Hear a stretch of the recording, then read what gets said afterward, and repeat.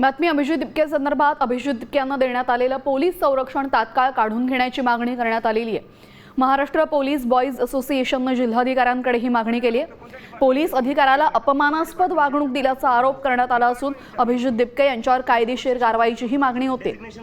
Police संरक्षण काढलं नाही तर आंदोलन करण्याचा महाराष्ट्र पोलीस बॉयज असोसिएशनने इशारा दिलेला आहे। या संदर्भात अधिक माहिती देतील आमचे प्रतिनिधी माधव सावरकर। माधव, काल ज्या पद्धतीने अभिजित दिपके यांनी एका पोलीस अधिकाऱ्याशी बातचीत केली त्यानंतर पोलिसांचा रोष आपल्याला बघायला मिळतो आणि अभिजित दिपके यांना दिलेलं संरक्षण काढून घेण्याची मागणी जोर धरू लागलेली आहे। अधिक माहिती तेजल, त्याच दृष्टीनं महाराष्ट्र पोलीस बॉयज असोसिएशननं एक जिल्हाधिकाऱ्यांना पत्र लिहिलं आहे आणि त्या पत्रामध्ये अभिजित दिपके यांच्याकडून पोलीस अधिकाऱ्यांचा जो अपमान झालेला आहे त्या अपमान केल्याबद्दल त्याच्यावर जरी आणि त्याच्याजवळ असलेली पोलीस सुरक्षा आहे ती काढून घ्यावी अशी एक मागणी केलेली आहे। आणि जर मागणी पूर्ण केली नाही तर आम्ही तिथे घरासमोरच आंदोलन करू असा इशारा त्यांनी दिलेला आहे।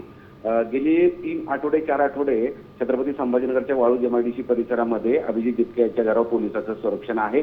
मागच्या 8-10 दिवसांपासून तो स्वतः तिथं असल्यामुळे लोकांची गर्दी आहे आणि ती गर्दी पांगवण्यासाठी किंवा कुठलाही अनुचित प्रकार होऊ नये यासाठी पोलिसांची मोठी कुमक तैनात करण्यात आली आहे। मग PI आहेत, PSI आहेत आणि इतर अधिकारी कर्मचारी आहेत। पण काल जो घटना झाली त्या घटनेवरून आता पोलीस बॉय असोसिएशननं संताप व्यक्त केला आहे। जर असं असेल तर सदरक्षण आणि मलनिग्रहण या ब्रीदवाक्यानुसार जे अधिकारी कर्मचारी काम करतायत त्यांचा हा अपमान आहे आणि हा अपमान सहन केला जाणार नाही आणि त्यामुळे तातडीनं ते पोलीस संरक्षण काढून घ्यावं अशी त्यांनी मागणी केली आहे। धन्यवाद माधव, आपण दिलेल्या सविस्तर माहितीसाठी। तर अभिजित दिपके यांनी पोलिसांसोबत गैरवर्तन केलेलं आहे आणि त्यामुळे त्यांची पोलीस संरक्षण काढून टाका अशी मागणी त्यांनी केलेली आहे।